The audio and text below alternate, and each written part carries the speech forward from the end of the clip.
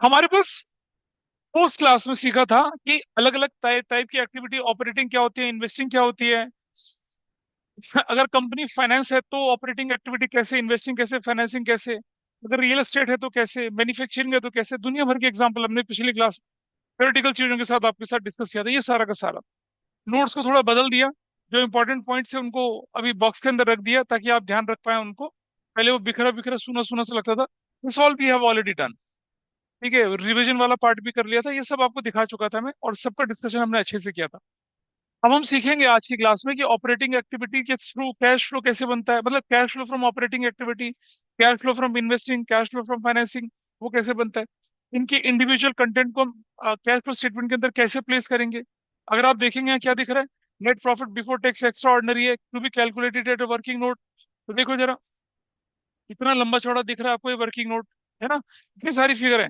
Propose dividend है, interim dividend है, transfer to reserve है, प्रोविजन फॉर टैक्स है, एक्स्ट्रा ऑर्डिनरी आइटम है, प्लस है, माइनस है, रिफंड ऑफ टैक्स है, फिर ये सब बना ना। इतने 1 2 3 4 5 6 7 8 आइटम है, ठीक है। तो जब आपके स्कूल में पढ़ाया गया होगा तो क्या एक सिंपल सा तरीका होता है कि भाई फॉर्मेट को क्या कर लीजिए, रट लीजिए। आज बताऊंगा कैसे रटना है। रटना है भाई, ये सारा का सारा बिल्कुल रटेंगे इसको ढंग से। तो रटने में कौन कौन माहिर है, जरा एक बार हाथ खड़ा करें, दोज वर एक्सपर्ट इन रटिफिकेशन। कोई नहीं, रट नहीं सकते हो चीजों को, कर सकती हो ना। बहुत बढ़िया, एक तो ये बच्चा मिल गया मुझे, और कौन है। रटना है इसे। मैं इसे दिखाऊंगा और फिर थोड़ी देर में बंद कर दूंगा, फिर दोबारा पूछूंगा, जरूर रिकॉल। रट सकोगी ना इसे।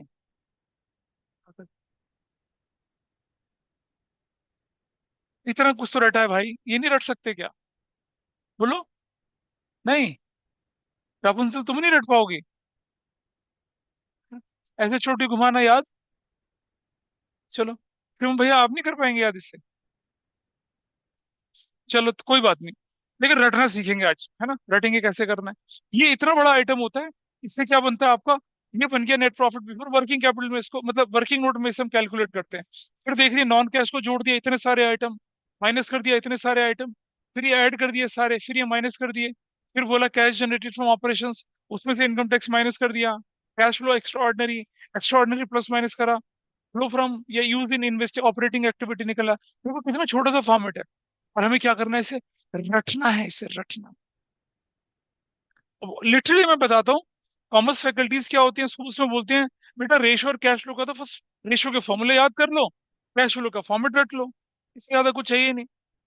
अब किसके स्कूल में हो चला है बताओ एक बार दोबारा से। क्या बोला, रटने के लिए बोला, नहीं बोला। क्या बोला, रटने के लिए बोला। हमारे में क्या बोला था। वो तो बोलो सर बचपन में बोला था, अब तो याद भी नहीं है कुछ। ठीक है जी, और चलते हैं आगे थोड़ा सा। फिर हमारे पास आई इन्वेस्टिंग है, ये फिर ये इन्वेस्टिंग एक्टिविटीज आती हैं यहाँ पर। ये इन्वेस्टिंग एक्टिविटी, यहाँ भी बहुत सारे प्लस हैं, फिर बहुत सारे माइनस हैं। मतलब पूरे के पूरे एक पेज का फॉर्मेट है। इसी भी क्या करना होता है, रटना है इसे, है ना। इस बार तो तुम्हारे दिमाग की मेमोरी ना 100% यूटिलाइज करेंगे, ये रटेंगे इसको। फिर आई भाई फाइनेंसिंग एक्टिविटी, ढेर सारे आइटम, ढेर सारे आइटम माइनस, इसे भी रटना है। और उसके बाद क्या होता है, ये देखिए आपके पास स्ट्रक्चर, ये होता है असली कैश फ्लो का स्ट्रक्चर। कि cash flow statement for the year ended, जो भी ईयर होगा आपका 31 मार्च 2025 या 31 मार्च 2024, क्वेश्चन में जो गिवन होगा वो वाला। क्वेश्चन में बैलेंस शीट 2 साल की गिवन होती है, 31 मार्च 2024 की, 31 मार्च 2025 की। कैश फ्लो स्टेटमेंट जो बनता है वो 31 मार्च 2025 का बनेगा, आपका 2024 का नहीं बनेगा। 2024 की तो इन्फॉर्मेशन आप प्रीवियस ईयर के लेके कंपेयर करोगे उससे, इंक्रीज हुआ डिक्रीज हुआ ऐसा करके। कैश फ्लो या यूज इन ऑपरेटिंग एक्टिविटी लेंगे। कैश फ्लो फ्रॉम या यूज इन, फ्रॉम मतलब पॉजिटिव, यूज मतलब नेगेटिव, इन्वेस्टिंग लेंगे। कैश फ्लो फ्रॉम मतलब पॉजिटिव, यूज मतलब नेगेटिव, फाइनेंसिंग लेके चलेंगे। और उससे निकलेगा नेट इंक्रीज या decrease in cash and cash equivalent. पिछली क्लास में बताया था, रिकंसाइल करते हैं फिर हम ओपनिंग बैलेंस को क्लोजिंग से रिकंसाइल करेंगे with the help of information available in statement of profit loss in the balance sheet relating to operating, investing and financing. और फिर opening cash and cash equivalent जोड़ा तो क्या निकल आया आपका, closing cash and cash equivalent निकला। ये फॉर्म, ये आपका स्ट्रक्चर होता है full fledge question cash flow का। 1 2 3 एक्टिविटी हमें याद करनी है, और वो net profit before tax and extraordinary अलग से याद करना है। 4 बड़ी बड़ी चीजें याद करनी है हम लोग, है ना। ठीक है जी। तो देखिए, अब ध्यान से देखेंगे, क्या मैंने अभी तक कुछ याद करने के लिए बोला। कभी नहीं बोला। 11 से लेकर 12 तक बिल्कुल नहीं बोला। जब तक है जान तब तक मैं याद करने के लिए बोलूंगा भी नहीं। क्योंकि accounting is purely logical subject, या तो ये होता ही नहीं है। ठीक है जी।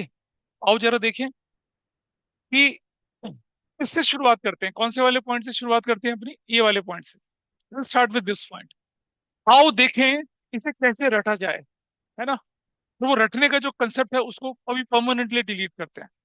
ये वाला पॉइंट इसे कैसे करना है, फिर उसके बाद आप देख रहे हैं ये non cash non operating plus हुआ, non cash non operating receipt से इनकम माइनस हुई, फिर ये जो plus minus increase decrease in current liability ये क्यों हुआ।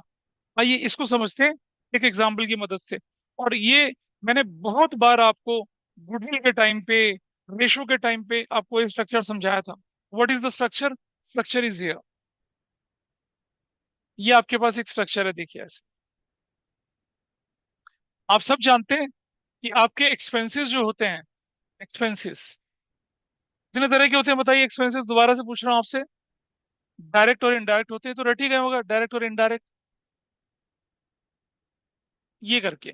और इनडायरेक्ट एक्सपेंस की भी दो कैटेगरीज होती है, कौन कौन सी? ऑपरेटिंग, और कौन सी होती है? Non operating.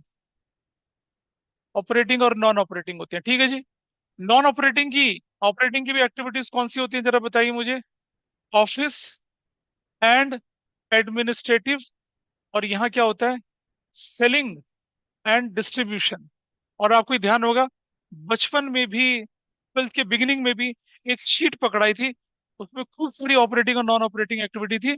So before you do ratio analysis, before you do goodwill, या before you do this cash flow statement, उसको दोबारा से पढ़ लीजिए। इसी तरह से हमने कहा था इनकम हमारे पास भी दो तरह की होती है। दो तरह की इनकम, एक को हम बोलते हैं क्या, डायरेक्ट इनकम।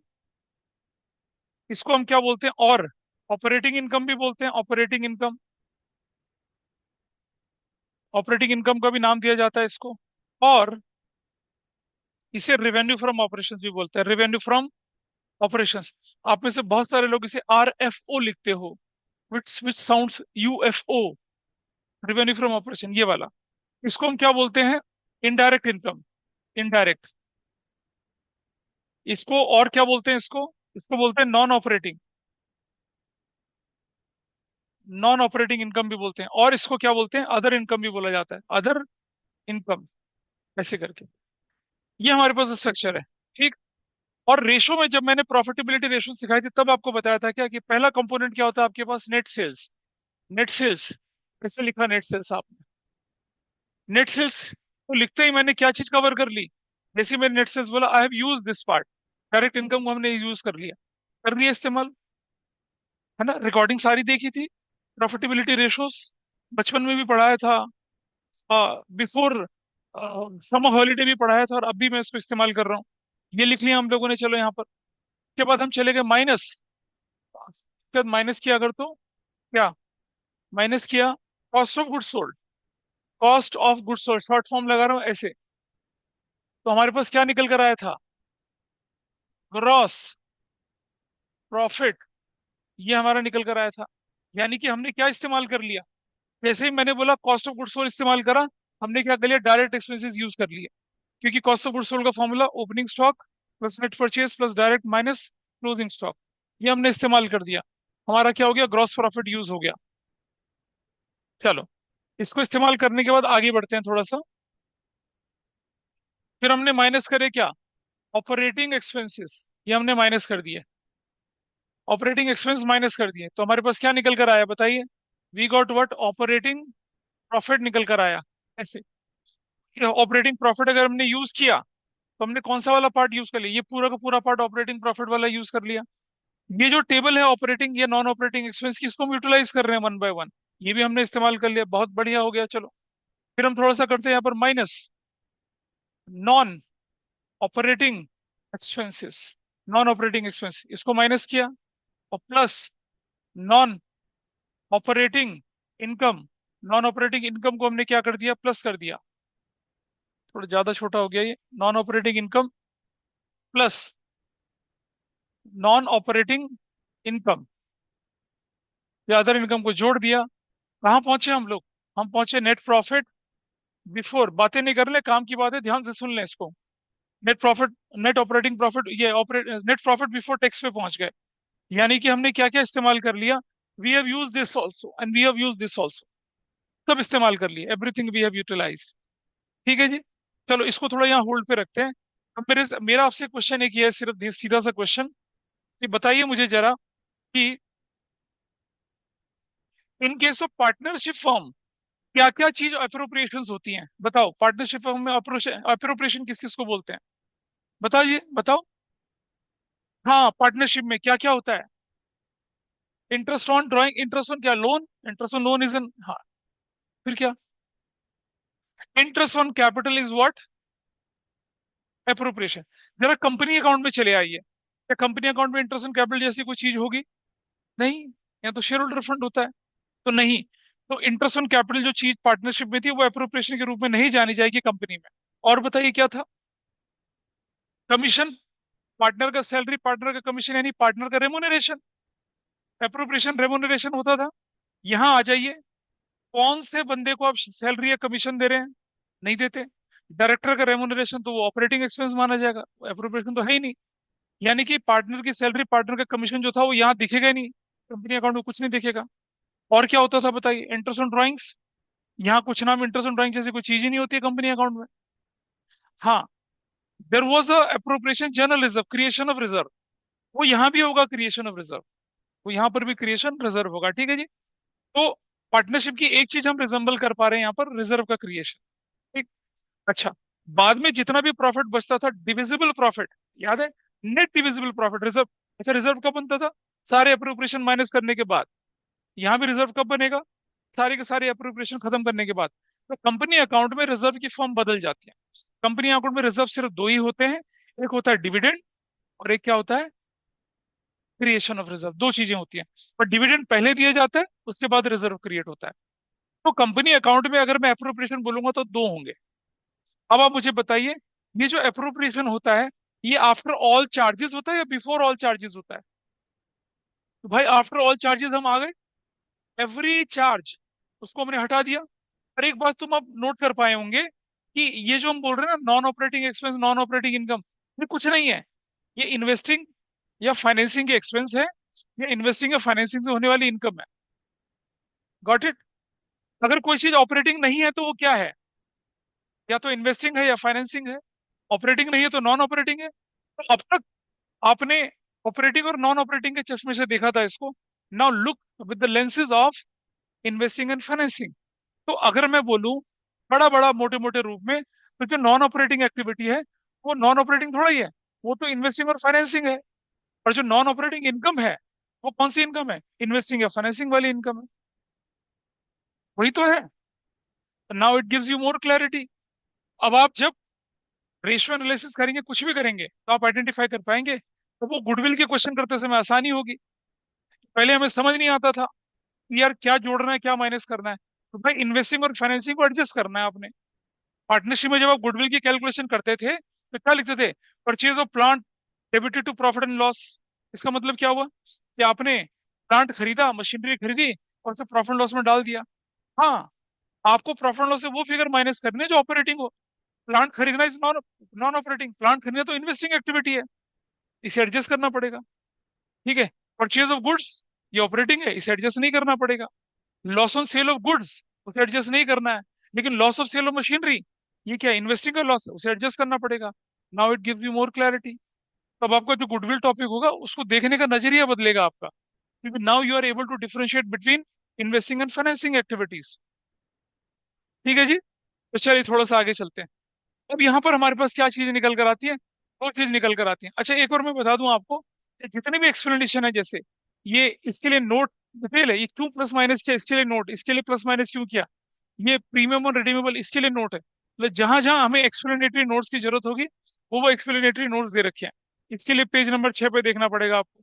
अगर आपको कोई, देखो ये रहा पेज नंबर 6 पे, ये सारे के सारे नोट पूरा डिटेल में एक्सप्लेन करे गए हैं। तो चलिए यहाँ देखते हैं दोबारा से। तो हमारे पास क्वेश्चन में आई एक नई चीज कि भाई डिविडेंड है। पर डिविडेंड जो होता है उसकी दो कैटेगरीज होती हैं, आइए देखेंगे जरा यहाँ पर। डिविडेंड का जो डिटेल है वो हम लोगों ने पेज नंबर 12 में डिटेल में डिस्कस किया है, पूरा का पूरा इशू शेयर्स के ट्रीटमेंट ऑफ डिविडेंड, ये ट्रीटमेंट ऑफ डिविडेंड है यहाँ पर। और हमने बोला डिविडेंड की कितनी कैटेगरी होती है? दो कैटेगरी। एक को बोलते हैं इंटरिम, और एक को बोलते हैं क्या, प्रपोज या फाइनल डिविडेंड। ठीक है, तो इंटरिम डिविडेंड क्या होता है और प्रपोज और फाइनल डिविडेंड क्या होता है, उसके बारे में जरा जानने की कोशिश करते हैं। ठीक है। अच्छा, इधर देखिए, जैसे मान लो ये हमारे दोस्त,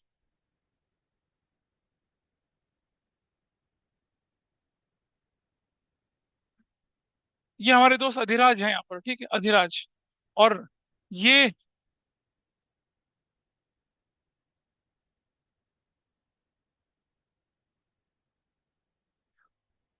मतलब ये कोई और एक्स वाई जेड है, मतलब इसे कोई और मत समझ लेना क्लास में, ये कोई और है ना? समझ पा रहे होंगे कौन है ये?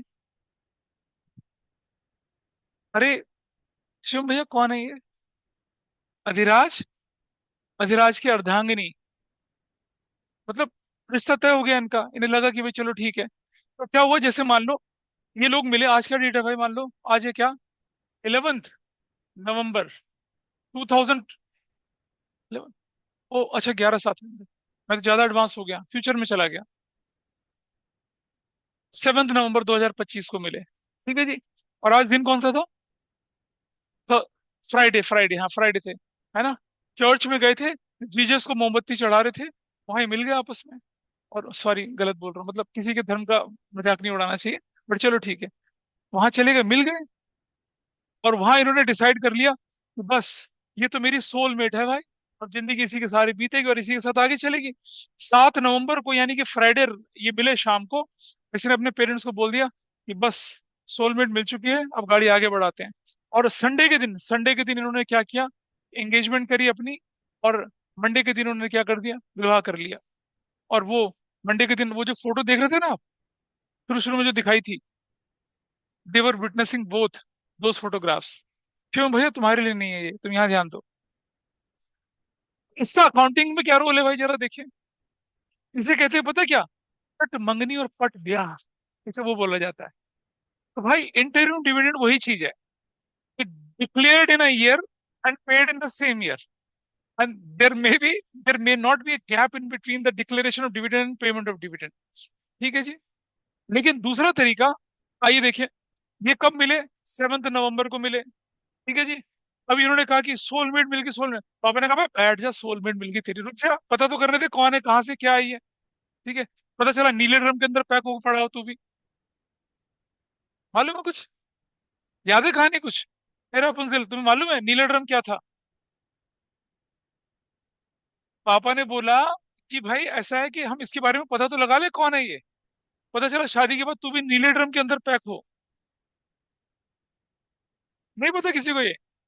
अरे what happened in in some interior of UP, क्या हुआ था कि, नहीं रुको, शादी करी किसी ने किसी के साथ, लड़की को पसंद नहीं था, अपने प्रेमी को बुलवाया उसको, और रातों रात उसको मार के एक ड्रम में डाला और उसके अंदर कंक्रीट भर दिया, नीला ड्रम। ऐसा, तो अगर कोई बोले ना शादी में हम नीला ड्रम लेके आएंगे, आदमी की रूह कांपती है। ऐसे ही एक और कपल था आगरा की तरफ का शायद, मेघालय की तरफ ले गया, सुपारी किलर लेके आया अपने दोस्त के साथ, उसने वहीं मरवा दिया। तो हम तो कहते हैं भाई शादी वादी नहीं कर रहे तो मत करना, मारो तो मत किसी के बच्चे को, लेकिन नहीं। Anyway, let's come to the point. वो सिग्नल्स मिलते हैं लेकिन लोग उसे एक्सेप्ट नहीं करते हैं।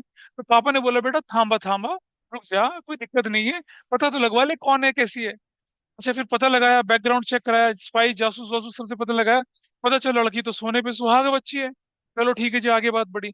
7 नवंबर 25 को, और क्या करा इन्होंने, जनवरी 31 को इन्होंने क्या कर दिया, एंगेजमेंट कर लिया। और उसके बाद क्या कर दिया, फैब 14 2026 में क्या करके विवाह के बंधन में बंध। 26 यार, जनवरी 26 था, ये ज्यादा हो गया, जनवरी 27, जनवरी 27। They have a fairly long courtship period, ऐसा करके। ये बेचारा ना प्रपोज डिविडेंड होता है, propose in a year, then approved in AGM. इसके घर में कौन है अप्रूवल एजीएम वाले? कौन कौन है भाई? इनके बड़े भाई है, कहेंगे भाई तू पहले ही चल पड़ा, मेरा क्या होगा? इसके भाई को चिंता सताने लग गई। सोचो एक परिवार में दो भाई है, दो बहनें हैं, बड़ा भाई बैठा है, छोटे भाई की शादी पहले हो जाए। लोग कहते हैं जरूर कुछ कमी होगी तेरे बड़े भाई में, इसलिए शादी नहीं हुई इसकी। ऐसा चलता है। तो लोग कोशिश करते हैं हमारे देश में कि भाई चलो पहले बड़े की शादी करो, फिर छोटे की करो। पता चला छोटा 4 कदम आगे निकला, पहले ले आया किसी को। बड़े वाले के ऊपर क्वेश्चन मार्क लगते हैं बड़े बड़े। तो करना नहीं भूल कैसे, पहले भैया का घर बसाना फिर अपने में जाना। So let's come to the point. Propose dividend is a dividend which is propose in a year, और उसके बाद क्या होता है वो paid in the next financial year, generally after approval that in the annual general meeting. ठीक है जी। प्रपोज का ट्रीटमेंट और इंटरिम का ट्रीटमेंट हम दोनों अलग अलग बताएंगे, लेकिन अभी हम सिर्फ उसका, उसकी जो पोजीशनिंग है उस पर ध्यान देते हैं। तो यहाँ जरा इसको आगे बढ़ाएं, अब हटा दिया जाए, यस। चलिए देखिए, तो यहाँ पर हम सब उसके बाद क्या करेंगे, सबसे पहले इधर क्या करेंगे हम लोग, प्रपोज्ड, प्रपोज्ड डिविडेंड, और ये अप्रोप्रिएशन है, माइनस करेंगे। फिर हम माइनस क्या करेंगे, इंटरिम, इंटरिम डिविडेंड माइनस करेंगे, ऐसे। ठीक है जी। फिर हम क्या करेंगे, ट्रांसफर टू रिजर्व करेंगे, ट्रांसफर टू रिजर्व, ये करेंगे। और ये आई हमारे पास नेट प्रॉफिट की वो figure which is the most polluted figure. ये वो फिगर है इसमें से ऑपरेटिंग एक्सपेंस माइनस हो गए, इन्वेस्टिंग के माइनस हो गए, फाइनेंसिंग के माइनस हो गए, नॉन ऑपरेटिंग इनकम सब जुड़ गई है। यानी कि अप्रोप्रिएशन, डिविडेंड, ये सब सब कुछ हो चुका है, ये फिगर है। और ये फिगर हम क्यों लेके चल रहे हैं, आइए जरा यहाँ देखें एक चीज।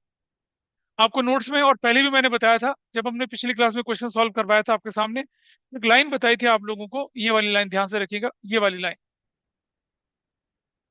क्या लाइन है जरा देखिए इसको। ये ये कहता है कि under indirect method it is important to mention that under indirect method the starting point is a net profit loss before tax and extraordinary items. जिससे हम कैश फ्लो की शुरुआत करेंगे, वो स्टार्टिंग पॉइंट कौन सा होगा, net profit after tax, after extra ordinary item होगा। तो ये जो मैंने आपके सामने फ्लो चार्ट बनाया ये वाला, तो यहाँ जो ये फिगर है कौन सी वाली, दिस फिगर, ये वो फिगर है क्या, ये फिगर। इसको हम बेस बनाएंगे, और इसे बेस बना के क्या करेंगे, फिर हम कैश फ्लो स्टेटमेंट बनाना शुरू करेंगे ऑपरेटिंग एक्टिविटीज से। अब जरा देखिए कि ये स्ट्रक्चर को दोबारा अपने दिमाग में बैठाएं जरा, ये आ गया हमारे पास स्ट्रक्चर। यहाँ शुरुआत क्या कर रहे हैं, वो net profit after tax extra ordinary था, इसे क्या बनाया पहले हमने, net profit before tax and extra ordinary बनाया। उसको बनाने के लिए आपने क्या क्या काम किया, ये जोड़े जोड़े जोड़े जोड़े और ये सब माइनस करा। आओ जरा समझते हैं, बिना रटने वाली अप्रोच से ये सब हो क्या रहा है। मैं खड़ा हूं यहाँ पर, आई एम हियर, इस जगह पे खड़ा हूँ, और मुझे कहाँ जाना है, मुझे ऑपरेटिंग प्रॉफिट की तरफ जाना है ऐसे। तो क्या करना पड़ेगा मुझे, ट्रांसफर ऑफ रिजर्व को क्या करना पड़ेगा प्लस, इंटरिम डिविडेंड को क्या करना पड़ेगा प्लस, पोस्ट डिविडेंड को क्या करना पड़ेगा प्लस, टैक्स, ये अबे टैक्स, हाँ सॉरी, एक गलती छोटी सी, रुक जाइए रुक जाइए, एक छोटी सी चीज गड़बड़ हुई है, अभी बताता हूँ क्या है, होल्ड करिएगा। ये जो हमने यहाँ पर फिगर डाली थी इसको हल्का सा बदल रहा हूँ मैं, क्योंकि जब रुक जा भाई, जब हमारे पास फिगर कौन सी होती है, इसे बोलते हैं हम लोग क्या, नेट प्रॉफिट बिफोर टैक्स। ये निकल आया, इसमें से हम माइनस करेंगे क्या, टैक्स, वो माइनस कर देंगे यहाँ से। और इसमें हम ऐड करेंगे क्या, refund of tax, refund of tax को जोड़ देंगे, ये हमने जोड़ दिया। हमारे पास क्या निकला, profit, net profit after tax आ गई, आ गई। आफ्टर टैक्स के बाद हम क्या करेंगे, माइनस यहाँ पर प्रपोज्ड डिविडेंड करेंगे, प्रपोज डिविडेंड, ऐसे, ये माइनस, माइनस क्या करेंगे हम यहाँ से, इंटरिम, इंटरिम डिविडेंड, ये हमने माइनस कर दिया। माइनस क्या करेंगे हम लोग यहाँ पर, ट्रांसफर टू रिजर्व, ये हमने माइनस कर दिया। और अब जाके हमारे पास ये फिगर है, ये वाली, इस फिगर से हमें यहाँ पर पहुंचना है, इस फिगर से वहां पहुंचना है। तो क्या क्या करना पड़ेगा देखिए, ट्रांसफर टू रिजर्व प्लस किया, प्लस इंटरिम डिविडेंड को क्या किया प्लस, प्रपोज डिविडेंड को क्या किया प्लस, रिफंड ऑफ टैक्स को क्या किया माइनस, क्या किया रिफंड ऑफ टैक्स को माइनस, और इसको क्या किया प्लस। और देखो ध्यान से, नॉन ऑपरेटिंग एक्सपेंस को क्या किया, नॉन ऑपरेटिंग इनकम को, this is non operating income, इसको माइनस, नॉन ऑपरेटिंग एक्सपेंस क्या किया प्लस, और कहाँ पहुंच गए, ऑपरेटिंग प्रॉफिट पे पहुंच गए। ठीक है। अब आप बोलेंगे ये सब क्यों बताया, देखो रीजन ये रहा, net profit as per statement of profit loss उठाया, क्या ऐड किया पहले, propose dividend, interim dividend, transfer to reserve, plus tax, और माइनस रिफंड ऑफ टैक्स किया। और ये अभी एक्स्ट्रा ऑर्डिनरी प्लस माइनस करा, इसका मैं रीजन बताऊंगा थोड़ी देर में। और फिर क्या कर दिया, रिफंड ऑफ टैक्स को माइनस कर दिया, कहाँ पहुंच गए, net profit before tax extra ordinary पहुंच गए, तो इसको रटने की जरूरत पड़ी, है ना। और आपको क्या बोला गया था, रट लेना। रटने की जरूरत है, लॉजिकल प्लेसिंग है, कुछ नहीं है। अप्रोप्रिएशंस को रीएडजस्ट किया, ठीक है। क्योंकि हमारा अकाउंटिंग स्टैंडर्ड 3 बोल रहा है कि आपको नेट प्रॉफिट कैसे बनाना है, before tax and extraordinary item बनाना है।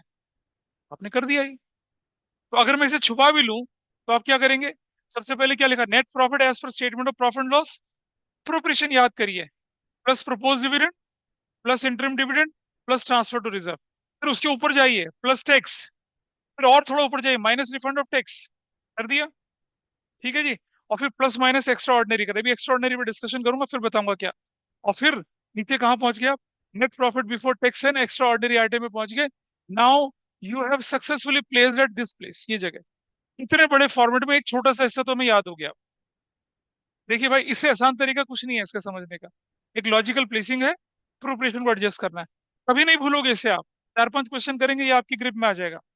Now you guys are in better condition, क्योंकि आप ये सब आइटम समझते हैं। आपको डिविडेंड भी मालूम है, इंटरिम भी मालूम है, रिजर्व भी मालूम है, टैक्स भी मालूम है, रिफंड ऑफ टैक्स भी मालूम है, एवरीथिंग यू नो। क्योंकि हम थर्ड बुक का पहला चैप्टर पढ़ चुके हैं। It is known to us now. आ जाइए। उसके बाद हमने क्या किया यहाँ पर, नॉन ऑपरेटिंग इनकम को माइनस किया। माइनस क्या, क्योंकि हमें कहाँ जाना, ऑपरेटिंग प्रॉफिट पे जाना है। तो क्या हुआ देखिए इधर, non cash non operating expense को ऐड किया ऐड, और क्या माइनस किया, non cash non operating receipts को माइनस किया। कहाँ पहुंच गए, ऑपरेटिंग प्रॉफिट पर पहुंच गए। कहाँ पहुंच गए, ऑपरेटिंग प्रॉफिट पर पहुंच गए। We have reached to operating profit. और एक्स को क्या बोला, before working capital changes. Before working capital changes. Ratio में आपको मालूम है वर्किंग कैपिटल किसके बराबर था, करंट असेट्स और करंट लायबिलिटी का डिफरेंस। तो वर्किंग कैपिटल के दो कंपोनेंट होते हैं, कौन से वाले, करंट असेट्स और करंट लायबिलिटी। उसी पर हमारा प्लस माइनस का खेल चलेगा। देखिए ये रहा, क्या लिखा है, decrease in current assets and increase in current liability को जोड़ दो। मैं रीजन बताऊंगा अभी क्यों, पेज नंबर 6 पे बड़ा बड़ा रीजन दिया है। Minus increase in current assets and decrease in current liability को जो माइनस प्लस माइनस कर दिया। पर कहाँ पहुंचे हम, कैश जनरेटेड फ्रॉम ऑपरेशन पे पहुंचे। अभी इसका रीजन बताऊंगा, ये भी याद करने की जरूरत नहीं है, ठीक है। देखो, यहां तक तो याद करने की जरूरत नहीं पड़ी ना। कैसे, हमने लिया net profit as per statement of profit loss.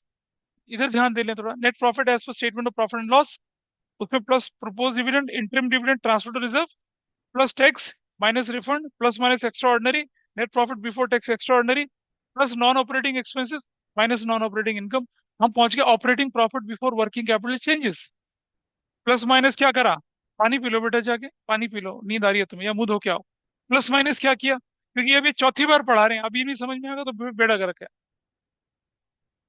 Plus minus क्या किया आप लोगों ने, ये decrease in current assets and increase in current liability को प्लस किया, माइनस किया increase in current assets decrease in current liability को, कहाँ पहुंच गए, कैश जनरेटेड फ्रॉम ऑपरेशंस। अच्छा रुक जाइए, अब थोड़ा सा होल्ड करना।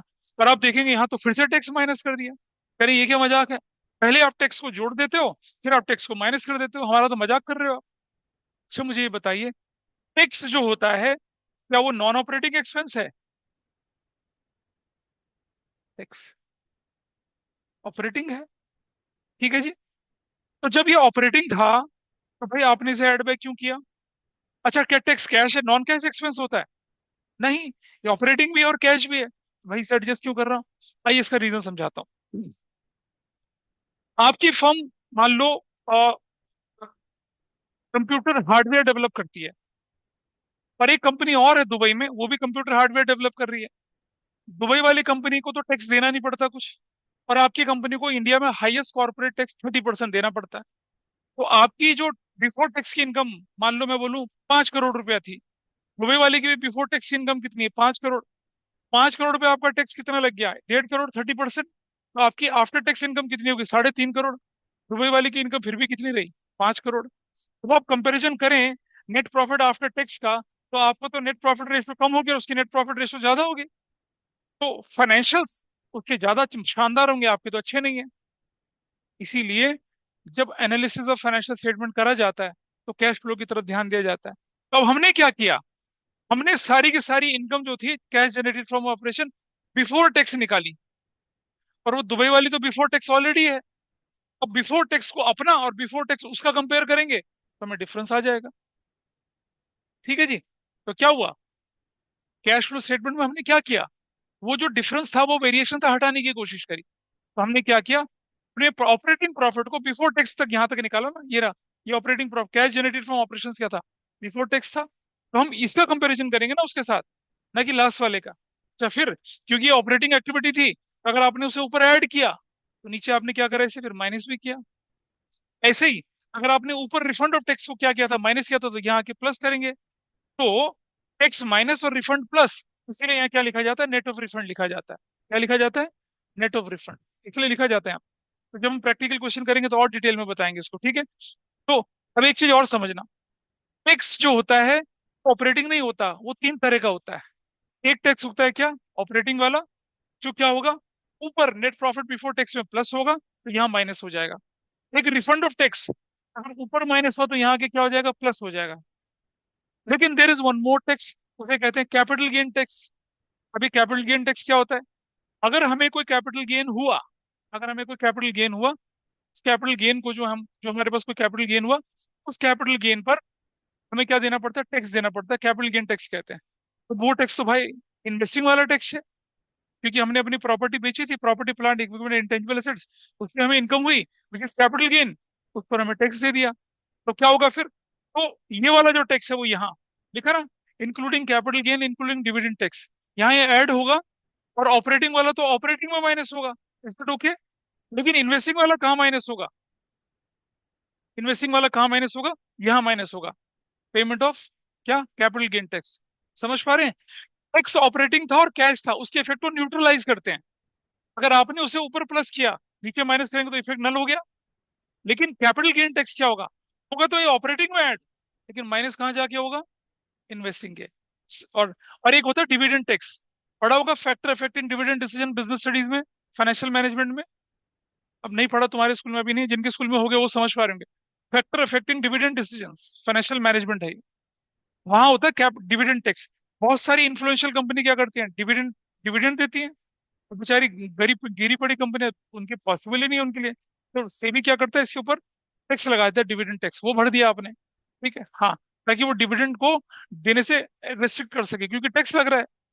अब क्या हुआ देखिए, अगर डिविडेंड टैक्स है तो ऑपरेटिंग में वो जुड़ेगा, तो माइनस कहाँ से होगा वो, ये माइनस यहाँ से होगा, पेमेंट ऑफ डिविडेंड टैक्स। लेकिन हर बच्चा क्या करता है पता है, क्या वो ऑपरेटिंग का हो, क्या वो कैपिटल गेन हो, क्या वो डिविडेंड हो, उसे ऑपरेटिंग में जोड़ के ऑपरेटिंग से माइनस कर देता है। ऐसा नहीं है, ऑपरेटिंग वाला टैक्स क्या होगा, ऑपरेटिंग में जुड़ेगा तो ऑपरेटिंग से माइनस होगा। इन्वेस्टिंग वाला टैक्स जुड़ेगा तो ऑपरेटिंग में ही, लेकिन माइनस इन्वेस्टिंग से होगा। और कैपिटल गेन उसका डिविडेंड वाला टैक्स जो है, जुड़ेगा ऑपरेटिंग में, लेकिन माइनस कहाँ से होगा, फाइनेंसिंग से माइनस होगा। तो अच्छा घबराना मत, टैक्स के ट्रीटमेंट पे अच्छे खासा हमारा ट्रीटमेंट टैक्स का यहाँ दिखेगा, देखो आगे, ये रहा ट्रीटमेंट टैक्स, पूरा डिटेल है इसमें, समझा रखा है, देखो कहाँ जोड़ना है। तो ये रहा, जैसे ये रहा आपके सामने example, income tax paid during the 1,000, capital gain 2,000, dividend tax 13। Operating activity में तीनों के तीनों टैक्स ऐड हो गए। और ऑपरेटिंग में कौन सा टैक्स माइनस हुआ, ऑपरेटिंग वाला। इन्वेस्टिंग में कौन सा माइनस हुआ, इन्वेस्टिंग वाला। फाइनेंसिंग से कौन सा माइनस हुआ, फाइनेंसिंग वाला। ऐसे इसको करते हैं हम लोग। तो टैक्स का ट्रीटमेंट है अभी अच्छा खासा, कौन से पेज पे है ये, this is on page number 9, उस पे करेंगे हम इसको डिटेल में। अब आप देखिए कि आप कौन से वाले एरिया को कवर कर गए। अगर हम कैश फ्लो का स्टेटमेंट बोले तो हमने किस एरिया को कवर कर लिया, हमने इस वाले एरिया को कवर करा जो हमारे पास यहाँ पर है, यहाँ तक, इस जगह तक हम पहुंचे। आइए इसका रीजन देखते हैं आप, इसका रीजन देखेंगे, फिर ये पढ़ेंगे ये एक्स्ट्रा ऑर्डनरी है क्या चीज, इसको जानने की कोशिश। आओ पहले इसका रीजन समझते हैं कि भाई क्यों डिक्रीज इन करंट एसेट्स को और इंक्रीज इन करंट लायबिलिटी को ऐड किया जा रहा है और दूसरे को माइनस किया जा रहा है। ये आ जाइए, रीजन यहाँ पर है, ये रहा। चलो देखते हैं, एक इलस्ट्रेशन की मदद से समझना आप लोग। यहाँ मान लिया जाए आपकी इन्वेंट्री इन द बिगिनिंग कितने की थी, 80,000 की थी, और इन्वेंट्री एट द एंड कितने की थी, 1 लाख की थी। बताइए, ओपनिंग इन्वेंट्री 80 की और क्लोजिंग इन्वेंट्री कितने की, 1 लाख की। क्या हुआ, इंक्रीज इन इन्वेंट्री है, इज इट इंक्रीजिंग इन्वेंट्री। अच्छा जब तक क्वेश्चन ये ना बोले, आपके क्वेश्चन में ये ना बोले कि ये जो इन्वेंट्री हमने खरीदी क्रेडिट खरीदी, तब तक क्या मानेंगे उसे, कैश मानेंगे। और जनरल एंट्री में भी जब तक नाम नहीं दे रखा हो तब तक ऑपरेट जन्म मत। अब आप मुझे बताइए, अगर आपकी इन्वेंट्री 80 से 1 लाख बढ़ रही है, इसका मतलब क्या हो, पैसे का इनफ्लो हुआ या आउटफ्लो हुआ, कितने का आउटफ्लो हुआ, 20,000 का। It indicates outflow of cash due to purchase of inventory will be subtracted from the operating activity. Outflow है ना। और गुड्स खरीदना तो ऑपरेटिंग ही होता है, माइनस कर दिया। क्या रीजन निकला? करंट असेट्स अगर बढ़ रही है तो मतलब क्या हुआ? अच्छा दूसरी बात है, डेटर अगर बढ़ रहे हैं तो मतलब क्या हुआ? डेटर कैसे बढ़ेंगे? अब सोचिए जरा, अगर मैं बोलूं डेटर कैसे, अगर डेटर बढ़ गया, मेरा मेरा डेटर 1 लाख से बढ़कर 2 लाख हो गया, इसका मतलब क्या हुआ? कि हमने क्या कर दिया, गुड्स क्रेडिट में खरीद ली थी। डेटर बढ़ने से क्या होता है? अच्छा सुनो, डेटर बढ़ना होगा जो that will be shown as an increase. देखो, डेटर बढ़ने से क्या हुआ होगा, मेरा स्टॉक बढ़ा होगा एक तो, और दूसरा मेरा डेटर बढ़ा होगा। ठीक है, अब आप समझना मेरे, डेटर मेरा बढ़ा, ठीक है जी। और डेटर जो होता है उसको मैं कहाँ यूज करता हूँ? वर्किंग कैपिटल में इस्तेमाल करता हूँ। अंडरस्टैंड? तो सुन ले बेटा इधर ध्यान से, बाद में देखना है उसको। ये छोड़ दो, ये नोट, ये जो पुराने नोट्स है वो डिस्कार्ड कर देना, फाड़ के फेंक देना, नए वाले यूज करना। डेटर बढ़ते हैं, मान लो मेरी current assets minus current liability 5 lakh minus 3 lakh 2 lakh थी। डेटर 1 लाख से बढ़ गए तो मेरा वर्किंग कैपिटल कितने से 1 लाख से बढ़ गया। डेटर बढ़ने का मतलब मेरी वर्किंग कैपिटल बढ़ गई। वर्किंग कैपिटल बढ़ने का मतलब मेरी स्पेंडिंग कैपेसिटी बढ़ गई, लेकिन ऐसा तो होता ही नहीं है। डेटर बढ़ने से तो उल्टा मेरी स्पेंडिंग कैपेसिटी रेस्ट्रिक्ट हो गई है। बताओ तो जरा, डेटर के बढ़ने से क्या होता है? डेटर बढ़ना जो है मेरा वर्किंग कैपिटल को बढ़ाएगा ना। करंट एसेट्स बढ़ने से मेरी वर्किंग कैपिटल बढ़ेगी, हाँ है ना? नहीं। चलो इस एग्जांपल को स्क्रैप करते हैं, दूसरे पे आ जाते हैं। I will not take this example क्योंकि ये थोड़ा सा एम्बिग्विटी वाला बन रहा है। इसी पे आए हैं, देखें। यहाँ हमने क्या बोला, it indicates outflow of cash due to purchase of inventory. ठीक है जी। और अगर एक करंट असेट्स के साथ कोई चीज एप्लीकेबल हो रही है तो वो बाकी के करंट असेट्स हैं, वो ट्रेड रिसीवेबल के दोनों कंपोनेंट डेटर और बीआर के साथ चलेगा। वो किसके साथ चलेगा? वो एक्रूड इनकम के साथ भी चलेगा, प्रीपेड एक्सपेंस के साथ भी चलेगा। तो हमने एक रूल ऑफ थंब बना लिया क्या, कि अगर क्या इंक्रीज हो जाए, करंट असेट्स बढ़ जाए, तो हमें उसके इफेक्ट को कैसे ठीक करना है? माइनस करके। तो इंक्रीज इन करंट असेट्स को क्या कर रहा है, जब हम cash flow from operating activity बनाएंगे तो क्या करेंगे, माइनस करेंगे। And you can see here, इस जगह पे देख सकते हैं आप, यहाँ पर इस जगह पे ये देखिए, ये रहा। ये हमने इस जगह पे क्या किया इसको, ये रहा। डिक्रीज इन करंट असेट्स को क्या किया हमने यहाँ पर, प्लस किया। और वो करंट असेट्स के बहुत सारी दिखा रखी, इसलिए भारी बड़ा लग रहा था, अदरवाइज कुछ भी नहीं है इसमें। और थोड़ा आगे चलते हैं जरा नीचे। सर जो आप एक बार डेटर वाला जो एग्जांपल बोल रहे थे एक बार नहीं, वो डेटर आप। वाले एग्जांपल को मैं होल्ड पे कर रहा हूँ क्योंकि उसमें पता क्या होगा, जैसे मैं डेटर डेटर वाला एग्जांपल लूँ, अगर मैं बोल रहा हूँ कि डेटर बढ़ गया, तो डेटर बढ़ने से क्या होगा? डेटर बढ़ने से क्या होगा, मेरा स्टॉक जो है वो कम होगा। डेटर कब अराइज होंगे? When we sell goods on credit. तो क्या होगा, डेटर बढ़ने से क्या होने वाला है, मेरा स्टॉक घटेगा। तो मेरी जो करंट असेट्स में तो इफेक्ट ही नहीं रहा। एक डेटर बढ़ा, है ना, और क्या हुआ, स्टॉक घटा, तो करंट असेट्स में कोई इफेक्ट ही नहीं पड़ा। इसलिए मैं उस एग्जांपल को लेके नहीं चल रहा हूँ। सुना? हाँ जी सर, बट जो हेलो। ऊपर वो जो पूरा दिखा रखा था, जो आपने ऊपर दिखा रखा था, एक बार उधर चले जाइए। नहीं, यहाँ, ऊपर हाँ, वो सारे प्लस और माइनस हो रखे थे। हाँ ठीक है, देखिए ये रहे, ये रहे। उधर इंक्रीज इन डेटर्स लिख रखा है कि लेस हाँ होएगा। नहीं, डिक्रीज डिक्रीज डिक्रीज लिखा हुआ है। नहीं, नीचे इंक्रीज इन डेटर्स वाले हाँ देखिए। वो भी लिखा हुआ है, वो भी लिखा हुआ है, इंक्रीज और डेटर और आपने भी बीआर भी बोला कि लिखा डेटर से कोई इफेक्ट हुआ नहीं है। नहीं नहीं, आएगा। अरे बाबा वो नहीं, सुन सुन, मैंने वो जो ट्रेड रिसीवेबल वाली अप्रोच थी ना, कि वर्किंग कैपिटल वाली अप्रोच से मैं बताने, वर्किंग कैपिटल वाली से बता रहा था, उसमें एम्बिग्विटी आती है, वर्किंग कैपिटल से नहीं बता रहा मैं उसको। अच्छा। वर्किंग कैपिटल वाले इम्पैक्ट को दिखाने के दो तरीके होते हैं, या तो सीधा वर्किंग कैपिटल को उठा के उसमें दिखाओ प्लस माइनस कितना हो रहा है। हाँ लेकिन जी। अगर मैं वर्किंग कैपिटल का एग्जांपल लेके चलूँ तो वो जस्टिफाई नहीं होगा इस पे, इसलिए नहीं ले रहा मैं हाँ। उसको स्क्रैप कर रहा हूँ। ठीक है। तो यहाँ पर मैं आपके सामने क्या लेके चल रहा हूँ, सिंपल सा एक्सप्लेनेशन लेके चल रहे हैं। देखिए, आपके एग्जाम में ये नहीं आएगा कि डिराइव कैसे हो रहा है। आपके एग्जाम में आपको ये ध्यान रखना है कि अगर इंक्रीज इन करंट असेट्स है तो उसे माइनस क्यों कर रहे हैं। मैंने इन्वेंट्री देखो, वो जो तुम दिखा रहे थे ना, अभी मैं नीचे दिखाऊंगा तो मैं क्रेडिटर के पॉइंट ऑफ व्यू से भी नीचे दिखाऊंगा, अभी इधर देखना जरा, यूल सी दिस हियर। और आप अपनी बुक खोल के देखेंगे तो वहां पर भी एग्जाम्पल दे रखा है, लेकिन दूसरे तरह से दे रखा है उसका एक्सप्लेनेशन। ठीक है सर। ठीक है, एक मिनट रुक जाओ, तुम्हें मैं दिखाई देता हूँ बुक वाले तरीके से, होल्ड करना जरा। अब आ ही गई ये बात तो मैं लेके चल रहा हूँ इधर।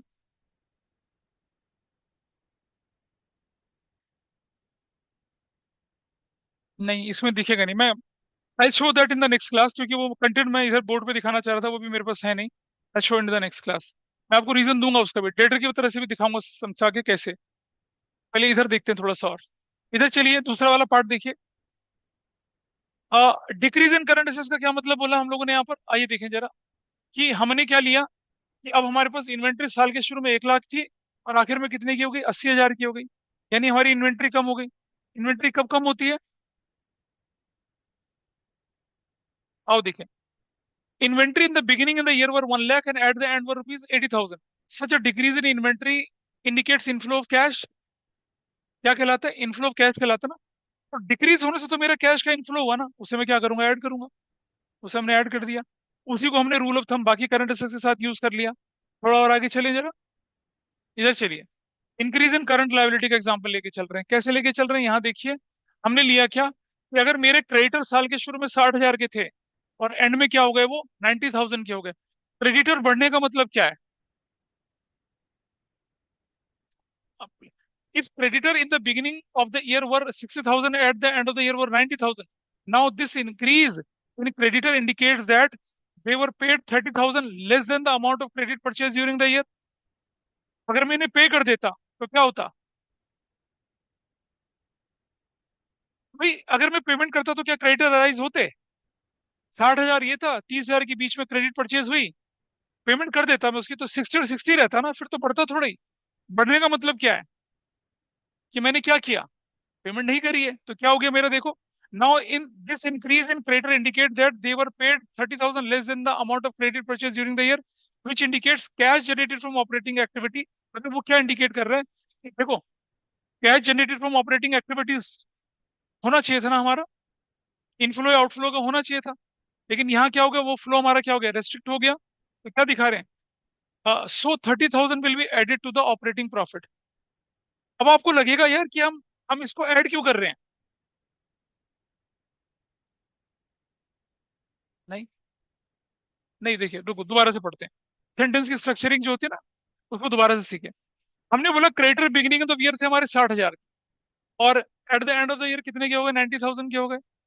तो क्रेडिटर शुरू में 60,000 के हैं, और बाद में कितने के, 90,000 के हैं। पहली चीज कि हम बोल रहे हैं ये जो इंक्रीज हुआ क्रेडिटर में, ये इंडिकेट करता है कि they were paid 30,000 less amount of credit purchase during the year.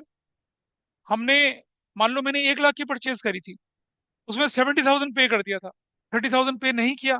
तो ये तो 30,000 मेरा किसका पार्ट बना भाई, तुम्हारे क्रेडिटर साल के शुरू में मान लो 60,000 थे। तुमने 1 लाख की गुड्स और खरीदी, और पेमेंट नहीं करते, तो आपके आखिर में क्रेडिटर कितने के हो जाते, 1,60,000 के हो जाते। एग्री करते हो। मान लो आपने इसमें से कितने की पेमेंट कर दी, 70,000 की पेमेंट कर दी, तब आपके क्रेडिटर कितने के दिखे अब। सॉरी, मान लो ये कितना, 60 है ना। हाँ, और ये वैल्यू कितनी है आपके पास, तो ये मैं 60, हाँ फिर ठीक है। अब आपके क्रेडिटर कितने के हो गए, 90,000 के हो गए। इसका मतलब क्या हुआ कि आपने क्रेडिटर को 30,000 रुपीज की कम पेमेंट करी ना। 30,000 की क्या करी आपने, कम पेमेंट करी है। सो क्या लिख रहे हैं हम यहाँ पर, which indicates cash generated from operating activities. कौन सा वाला, were paid 30,000 less than the amount of credit purchased during the year, which indicates cash generated from operating activities. So 30,000 will be added to the operating activities. ठीक है। अब मुझे बताइए ninety कि thousand कैसा है यहाँ पे? 60 ये था हाँ। ओपनिंग में, और क्लोजिंग में मेरे पास 90 बचा। नहीं नहीं, वो जो आपने ऊपर एग्जाम्पल करके हाँ, दिखाया ऊपर था। मैंने एग्जांपल लिया, मेरे पास ओपनिंग क्रेडिटर 60,000 के हैं। ठीक है। मैंने 1 लाख की परचेज कर ली, ठीक है। और मैंने पूरी कैश में परचेज करी, तो मेरा ओपनिंग और क्लोजिंग 60-60 दिखना था। हम्म। लेकिन मुझे पूरा करना था। अब अगर मैंने क्या किया, सिर्फ 70,000 की पेमेंट करी कैश की, 1 लाख में से 70 की पेमेंट करी, 30,000 की पेमेंट रोक ली। अच्छा, ठीक है, ठीक है। एज ए रिजल्ट क्या हुआ मेरा, मेरे क्रेडिटर 90 के हो गए। यस सर, ठीक है, समझ आ गया।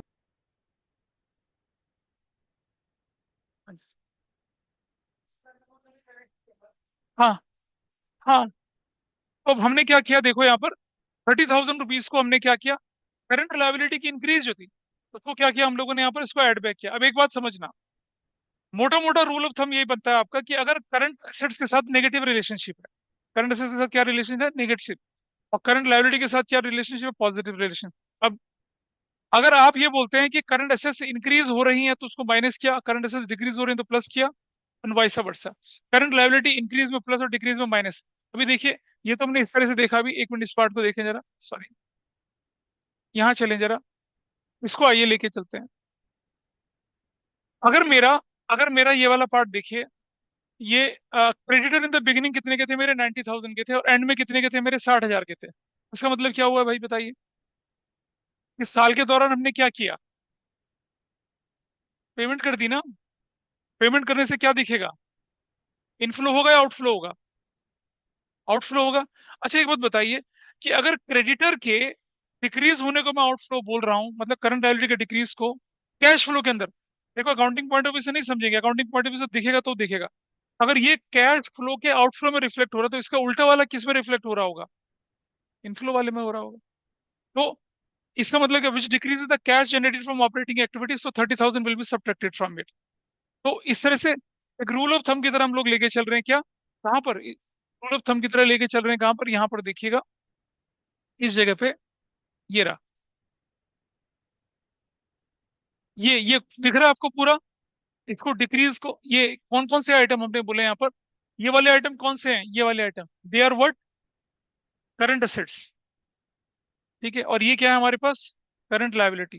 तो करंट लायबिलिटी की इंक्रीज इंक्रीज को हम क्या कर रहे हैं? जोड़ रहे हैं, और डिक्रीज को क्या कर रहे हैं? माइनस कर रहे हैं। नीचे चले जा रहे हैं यहाँ पर, ये क्या है हमारे पास?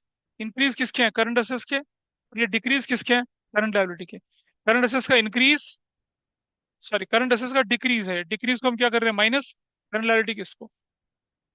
इसके इंक्रीज को हम माइनस कर रहे हैं, और इसके डिक्रीज को हम क्या कर रहे हैं? तो करंट असेट्स के साथ पॉजिटिव रिलेशन मान के चले, करंट लायबिलिटी के साथ, करंट लायबिलिटी के साथ पॉजिटिव रिलेशनशिप है, और करंट असेट्स के साथ क्या रिलेशनशिप है? नेगेटिव रिलेशनशिप लेके चल रहे हैं। करंट असेट्स बढ़ेगा तो क्या करना है? उसको माइनस। करंट असेट्स घटेगा तो क्या करना है? प्लस। और करंट असेट्स और करंट लायबिलिटी दोनों क्या हमारे वर्किंग कैपिटल के कंपोनेंट्स हैं। क्या हुआ? अब इसके बाद हम आगे चलते हैं थोड़ा सा।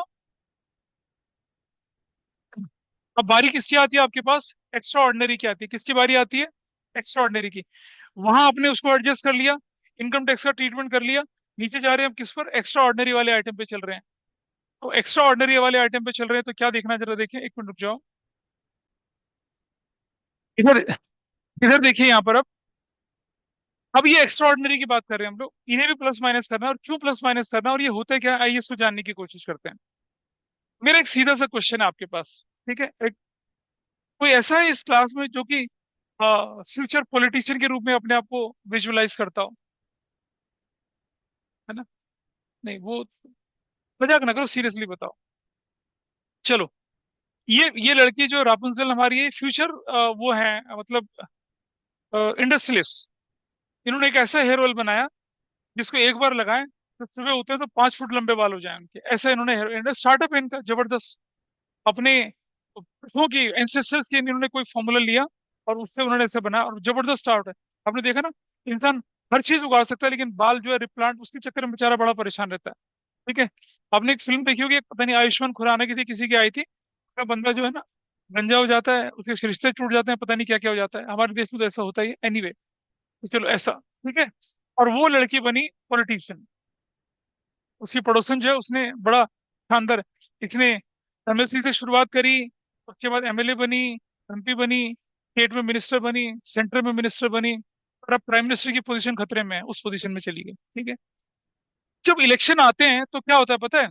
नेता लोग जो होते हैं, नेता लोग अपने पैसों से इलेक्शन लड़ते हैं। कौन बोल रहा है? गलत फहमी है तुम्हारी, अपने पैसों से नहीं लड़ते हो भाई। चंदा चंदा लेते हैं वो लोग, डोनेशंस लेते हैं। और सुनो, अगर मैं बोलूँ आपको, आपको मैं देखिए, इधर देखना, आपको मैं फैक्ट दिखा रहा हूँ, ठीक है?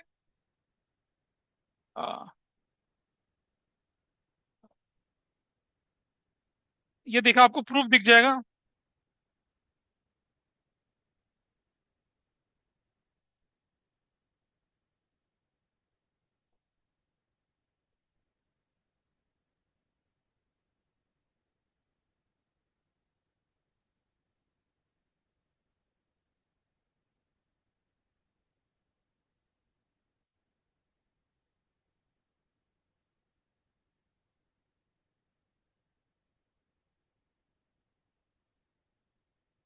हमारी पॉलिटिकल पार्टी को कितना कितना फंड मिलता है, ये देखिए। लिस्ट ऑफ, देखो क्या देखिए, लिस्ट ऑफ नेशनल पार्टीज 2023 का रिपोर्ट है, हाईएस्ट डोनेशन जिसको मिला है। आप देखेंगे यहाँ पर हाईएस्ट डोनेशन वाली पार्टियां कौन सी आती हैं, देखेंगे जरा।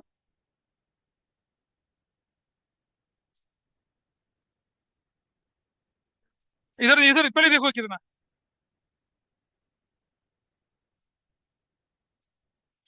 कितना डोनेशन दिख रहा है। 22-23 का डोनेशन 719 करोड़ रुपया। और 22-23 नहीं, 24-25 की जब आई थी ये डोनेशन, ये तो क्या है कि व्हाइट में को लोग डोनेट कर रहे हैं इनको। व्हाइट व्हाइट में पर्ची कटवा के और इनकम टैक्स का रिबेट ले रहे हैं। 719 करोड़ का बीजेपी को, कांग्रेस को 79, आपको 37 करोड़। और ये और सीपीआई बीएसपी ये सब। अब ये तो मजाक दिख रहा है, उन्होंने वैसे ही बहुत ले लिया था। ये ऑफिशियल डोनेशन की फिगर जो इस साल की आई है, वो बीजेपी के पास कम से कम मेरे ख्याल से 1800 करोड़ का था, कांग्रेस के पास जो था 800-900 करोड़ था, इससे करीब का। ये इस तरह का डोनेशन आपके पास आते हैं। अब हुआ क्या कि वो पॉलिटिकल लीडर है और ये स्टार्टअप वाली है। इसने बोला कि मेरा इलेक्शन आ रहा है भाई, कुछ फंड वंड दे। इसने कहा ठीक है भाई, चलो 20 करोड़ रुपए का डोनेट कर दिया। तो वो सहेली बोलती है उसको कि भाई मुझे मुझे फंड की जरूरत है। इसने बोला बता कितनी की जरूरत है तुझे। इसने बोला कि भाई ऐसा कर, तू ऐसा कर, मुझे 20 खोखे दे दे। साधारण भाषा में खोखा किसे कहते हैं? करोड़ को। और पेटी किसे कहते हैं? लाख को। मतलब एक पेटी का मतलब 1 लाख, खोखे का मतलब होता है 1 करोड़। इसने कहा 20 खोखा दे दे। कह रहा तेरे लिए जान हाजिर है, 20 क्या 25 खोखे ले जा। 25 करोड़ दे दिया, ठीक है। अब इसका जो अकाउंटेंट है भाई, ये कहता है मैडम ये क्या कर रहे हो तुसी। मैं कुछ नहीं कर रहे, ठीक तो अभी बाद में जाएंगे तो सारे जितने भी हमारे ये हमारे प्रोडक्ट हैं इसकी रेंज बढ़ेगी, हम इसको सरकार के जेम के थ्रू बेचेंगे इसको। एनीवे, मेरा क्वेश्चन आप लोगों से ये है कि ये जो 25 करोड़ का इसने डोनेशन किया एक पॉलिटिकल पार्टी को ऑन पेपर व्हाइट में, उसको कैसे रिकॉर्ड करा जाएगा कैश फ्लो स्टेटमेंट में? ऑपरेटिंग, इन्वेस्टिंग, या फाइनेंसिंग? बताओ। That's my question. अरे भैया सुन लो, ऑपरेटिंग तो होगी, इन्वेस्टिंग होगी, फाइनेंसिंग होगी, तुम तीनों कुछ नहीं बोलोगे, चुपचाप बैठे रहोगे, चांटे बजेंगे गाल पे, नहीं तो बाकी लोगों को बोलने दो। अच्छा, मतलब इसका काम ही है रोज रोज पैसे देना। कभी बीजेपी वाले कहते हैं ठीक ओके लो मैडम 5 ले जाओ, रोज का काम है, हम भी चले जाते हैं। इन्वेस्टिंग, इसका मतलब ये हुआ कि आपने उसे खरीद लिया। इन्वेस्टिंग का क्या मतलब हुआ? इन्वेस्टिंग का क्या मतलब, खरीद लिया ना। अरे भैया इन्वेस्टिंग का क्या मतलब है? खरीदना ना। खरीद लिया उसे क्या? इसने उस पॉलिटिकल लीडर को खरीद लिया क्या, उसकी पार्टी को खरीद लिया? बिल्कुल, इन्वेस्टिंग किसी तरह से नहीं। अब क्या? फाइनेंसिंग, कर्जा लिया क्या उसने कि बहन दे दे इस बार तो फिर अब एक एक पाई चुका दूंगी? No, it is not financing. तो भाई इन्वेस्टिंग और फाइनेंसिंग तो बिल्कुल नहीं है। तो क्या है ये? हम कि हमारे पास क्योंकि कोई ऑप्शन नहीं बचता, तो हम इसे क्या बोलेंगे? ऑपरेटिंग का एक्स्ट्रा ऑर्डिनरी बोलेंगे। क्या बोलेंगे इसे? ऑपरेटिंग का एक्स्ट्रा ऑर्डिनरी बोलेंगे। तो आओ जरा जानते हैं, आओ जरा एंटर करते हैं किसकी दुनिया में, एक्स्ट्रा ऑर्डिनरी आइटम की दुनिया में, वो क्या क्या चीजें होती हैं। आ जाइए, इधर आ जाइए। These are the income, these are the expenses that arises from transactions. Those are distinct from ordinary activities of the business, which are material, are not तो क्या है ये, क्या छत्ता था? वो जो होता है ना लड़कियों वाला हेयर बैंड, वो बांध के आया करो। हर थोड़ी थोड़ी देर में ऐसे छलका रहा है उसको, फिर ऐसे ऐसे से करके ऊपर कर रहा है। So distracting here. Come here and see. इधर उधर तुम्हारा चुंगम घूमता है, फिर तुम्हारे बाल ऐसे आते हैं। अरे बहुत, मेरी जगह खड़ा होके देख बेटा। I'm talking about extraordinary, exceptional item. He is showing, he is exhibiting exceptional gestures. ऐसे ऐसे करके। अब जूं पड़ गए हैं बालों में तुम्हारे। सब रिकॉर्डिंग में चले जाता है, कितनी शर्म की बात है। कोई दूर दराज का बच्चा देख रहा हो, कहता है कैसे नालायक लोग बैठे हैं इसकी क्लास में। Their material are not expected to reoccur frequently or regularly, इन्हें एक्सेप्शनल बोलते हैं। और सुनो, एक्सेप्शनल सिर्फ ऑपरेटिंग का नहीं होता, ये फाइनेंसिंग का भी होता है, इन्वेस्टिंग का भी होता है। एक बड़ा सा एग्जांपल लूं। रजत ने सब कुछ त्याग कर क्या करा? इलेक्ट्रॉनिक्स आइटम में पैसा हाथ डाला अपना, और इसके पिताजी ने सेक्टर 18 में इसको एक शोरूम बना के दे दिया। और उसने 2 साल, 4 साल, 5 साल में शोरूम को मल्टीपल फ्लोर वाला बना दिया। पूरी की पूरी बिल्डिंग इसकी है, इसके बेसमेंट में सामान रखा हुआ है। ग्राउंड फ्लोर फर्स्ट में इसका ऑफिस है। फर्स्ट फ्लोर ऊपर ऊपर सब जगह पे सामान रखा हुआ है। ठीक है। अब ईश्वर की इच्छा होती है, एक दिन रात को अर्थक्वेक आया, तो क्या पूरी की पूरी बिल्डिंग कोलैप्स हुई? रात को आया था इसलिए कोई नहीं था। और दो नुकसान हुए, एक तो पूरी की पूरी गुड्स कोलैप्स हो गई, और एक पूरी की पूरी क्या हो गई? बिल्डिंग कोलैप्स हो गई। लेकिन भाई हमारा ना चंट आदमी है, इसने गुड्स का और बिल्डिंग का दोनों का इंश्योरेंस करा रखा था। अब क्या हुआ, इसने इंश्योरेंस क्लेम डाला और इसको क्लेम मिल गया। इसे दो तरह के क्लेम मिले, क्लेम मिला गुड्स का, एक क्लेम मिला बिल्डिंग का। तो जो गुड्स का क्लेम मिला वो एक्स्ट्रा ऑर्डिनरी ऑपरेटिंग का है, और जो बिल्डिंग का क्लेम मिला वो क्या है, एक्स्ट्रा ऑर्डिनरी इन्वेस्टिंग का है। Got it, extra ordinary items. अब भूकंप रोज तो आएंगे नहीं, रोज कोलैप्स होगा नहीं, रोज कंपनसेशन मिलेगा नहीं। तो आइए देखें, ऑपरेटिंग एक्टिविटी में क्या, payment to employees under voluntary retirement scheme. आपका कोई एम्प्लॉय वॉलेंटरी रिटायर होके जा रहा है, तो भाई उसकी सारी पेमेंट एक ही साथ देनी पड़ती है। ये एम्प्लॉय को कोई भी पेमेंट होगा ऑपरेटिंग कहलाएगा, लेकिन रोज तो होगा नहीं, फ्रीक्वेंटली होगा नहीं, इसे एक्स्ट्रा ऑर्डिनरी बोलते हैं। और आगे, which is normal not in normal course of business therefore distinct है, मटेरियल है, नॉट एक्सपेक्टेड टू रेकर फ्रीक्वेंटली है। Similarly, receipt of claim against stock from an insurance company, ये भी इसी तरह का है। इसी तरह से और चलें आगे, writing off preliminary expenses out of statement of profit and loss, compensation paid to an employee. किसी एम्प्लॉय का हाथ कटा, पैर कटा या मुंडी कटी, you have to pay compensation. सब क्या कहलाएगा, आपका एक्स्ट्रा ऑर्डिनरी कहलाएगा। ऐसे ही लॉटरी इनकम लग गई। अब लॉटरी की इनकम इन्वेस्टिंग फाइनेंसिंग तो होती नहीं है। अभी अभी पंजाब में क्या हुआ, एक बंदे ने, दो दोस्तों ने रात को पार्टी करी, हड़के गलासियां चली। उसने बोला भाई पैसे वैसे नहीं है, थोड़ा दे दे। उसने उसे 500 रुपये लिया, फिर जाते जाते क्या कर दिया, एक लॉटरी का टिकट खरीद लिया। अगले दिन 22 करोड़ की लॉटरी लग गई, 22 करोड़ की लॉटरी। अब वो 500 रुपये देने वाला लट लेके पीछे पड़ा है, फिर मेरा पैसा वापस कर। 22 करोड़ रुपए की लॉटरी 500 रुपये से, वो कहता है पकड़ तेरे 500 रुपये, तब शक्ल मत दिखाइए मुझे। अच्छा बताओ जरा मुझे, वो पैसा है किसका, किसका, पहले वाले का या दूसरे वाले का? दूसरे वाले का। Money is a negotiable instrument, जिसके हाथ में वो मालिक, चाहे आपने पैसा दिया ना दिया। आपका नोट उड़ता हुआ चला गया, जैसे रजत भाई नोट गिन रहे थे, उड़ते हुए चले गए। एक नोट जग्गी के मुंह पे चिपका, एक एक किसके, तिवारी के मुंह पे चिपका। दोनों नोट उठा के देते, 500 रुपया, चल भाई टी शॉप चलते हैं। रजत कहता है "भाई, मेरे नोट है ये"। मेरे नोट कहाँ से आए, "ये तेरी फोटो छपी है, इसमें तो गांधी बाबा की फोटो छपी है"। ये हमारे हैं, हमारे मुंह पे चिपके हुए थे इसलिए हमारे हैं। नोट का तो लिखा रहता, आई एग्री टू पे द क्या होल्डर सम ऑफ ₹500। मेरा देख, आरबीआई का गवर्नर भी कहता है ये नोट हमारे हैं, जिसके हाथ में नोट वो मालिक। तो वो लॉटरी के पैसे देते हैं। ऐसी केरला में केरला लॉटरी भी आ रही है। एक बंदे ने क्या करा, अपनी मम्मी के डेट ऑफ बर्थ के नंबर पे लॉटरी का टिकट खरीद लिया। 220 करोड़ रुपए की लॉटरी लगी। नहीं, 250 करोड़ की लॉटरी। ये लॉटरी इनकम लग गई आपको। ये इनकम कहाँ जाएगी, इन्वेस्टिंग फाइनेंसिंग तो है नहीं, क्या है ये, एक्स्ट्रा ऑर्डिनरी है, ठीक है। डोनेशन टू पॉलिटिकल पार्टी, ये भी किसका एग्जाम्पल है, एक्स्ट्रा ऑर्डिनरी का, ठीक। Receipt of a claim from insurance company for destruction of a building, या फिर क्या हुआ, जिस जगह पे आपकी पुरखों की जमीन थी, वहां पर क्या हुआ, हाईवे निकल रहा है, और सरकार ने क्या कर दिया, कंपलसरी आपकी जमीन एक्वायर कर ली। कंपलसेशन मिल गया आपको। आपने वहां फैक्ट्री बनाने के लिए जमीन डाली थी। पता है लोग कितने चंट होते हैं, यहाँ इधर मेरठ वाला जब हाईवे निकल रहा था, तो लोग, अच्छा, सिविल सर्वेंट्स को तो पहले ही पता चल जाता है कि यहाँ जमीन है, पे यहाँ पर हाईवे निकलेगा। उन्हें 10 साल पहले पता चल जाता है। तो लोगों ने क्या करा कि अगर आपकी जमीन बेयर जमीन होती है, उसको अगर कोई एक्वायर करती है तो उसको मुआवजा कम मिलता है। लेकिन जमीन के ऊपर अगर स्ट्रक्चर बना हो, फैक्ट्री बिल्डिंग बनी हो, तो मुआवजा ज्यादा हो जाता है, कंपनसेशन ज्यादा हो जाता है। लोगों ने क्या करा, वहां जमीनें खरीदी, और टीन शेड लगाकर, नकली फैक्ट्रियां लगाकर, नकली पुर्जे लगाकर ये दिखा दिया कि यहाँ तो हमारी फैक्ट्री चल रही है। और हाईवे अथॉरिटी ने उसको एक्वायर करा, तो जमीन का कंपनसेशन नहीं लिया, जमीन और फैक्ट्री दोनों का कंपनसेशन लिया। बाद में क्या करा, एक बंदे ने, फिर वही होती है, ये सोमरस जो होता है ना, बड़ा खराब होता है। पार्टी कर रहे थे कंपनसेशन के बाद, आपस में लड़ाई झगड़ा हो गया थोड़ा सा, कह रहा मैं सरकार को खबर करता हूँ तेरा सब कुछ नकली था। एक ने शिकायत कर दी, शिकायत पे सरकार ने एक्शन ले लिया, और पूरी लाइन में जितने को कंपनसेशन मिलता सारा कंपनसेशन कैंसिल हुआ। वो तो हो गया थोड़ा मामला गड़बड़, वरना ऐसा कुछ नहीं था। तो ये कंपलसरी एक्विजिशन अगर आपका हो गया तो। और एक सबक है इससे आप लोगों के लिए, आई जस्ट टेल यू, मेरे होम टाउन में क्या हुआ कि हाईवे निकलना था एक बड़ा सा, और हाईवे के पास जो जमीनें थी वो किसी के पोजीशन में थी, और उसके दादा परदादा ने वो जमीन किसी दूसरे से खरीदी थी।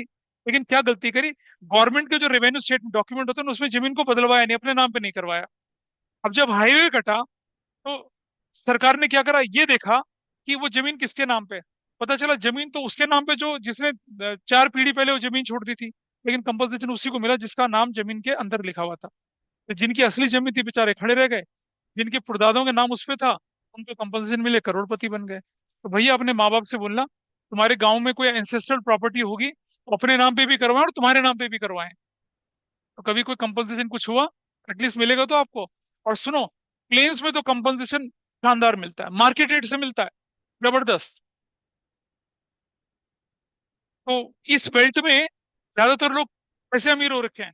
ये पूरा का पूरा अट्टा जो है, पूरा का पूरा सेक्टर 18 जो है, पूरा का पूरा 37, 29, 28 की पुरानी जमीनों में बना हुआ है।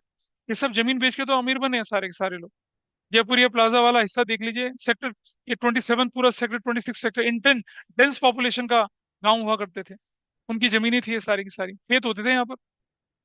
और वो जमीनें कैसी थी कि एक व्यक्ति आया यमुना के उस तरफ से, उसने देखा तो खाली जमीन है, और उसके 10-12 लड़के थे। उसने, बेटा जाओ घेर लो जितना घेर सकते हो। सबने बांस के डंडे लगा लिए।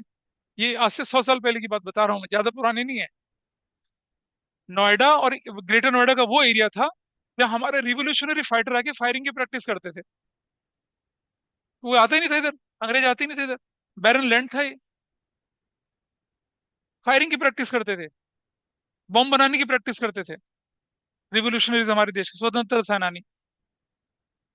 चलो, तो यहाँ देखिए, फाइनेंसिंग एक्टिविटी देखिए, payment of buyback of equity shares, ये भी एक्स्ट्रा ऑर्डिनरी एक्टिविटी है।